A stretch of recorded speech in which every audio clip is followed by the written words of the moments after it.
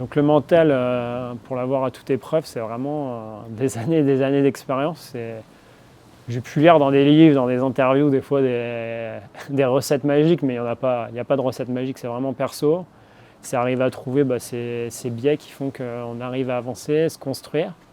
Moi, je me suis entouré de personnes, je me suis en particulier de Myriam Salmi, qui est psychologue. C'est son métier de répondre au comportement humain et donc au mental, comment s'optimiser. Après, c'est aussi dans la vie de tous les jours, ça se muscle en fait, c'est presque comme un muscle, ça s'entraîne.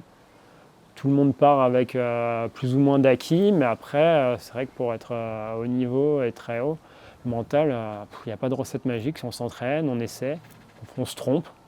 Et c'est comme ça, toujours en voulant avancer, toujours en allant repousser, aller plus loin, que ça progresse, mais c'est pas une recette magique et il n'y a pas de.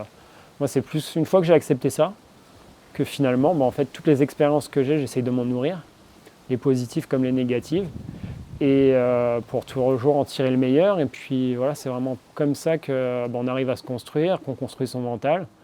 Et puis aussi en se disant la vérité, sans se mentir. Donc, des fois, c'est inconfortable.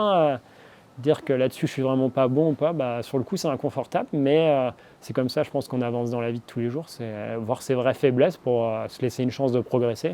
Parce que quand on les avoue pas ou quand on les reconnaît pas, on peut pas avancer dessus. Et c'est plus ça, arriver à mettre le doigt dessus. Une fois qu'on a le doigt dessus, trouver comment progresser. Et ça s'apprend, c'est tout un chemin et on n'a jamais fini d'apprendre.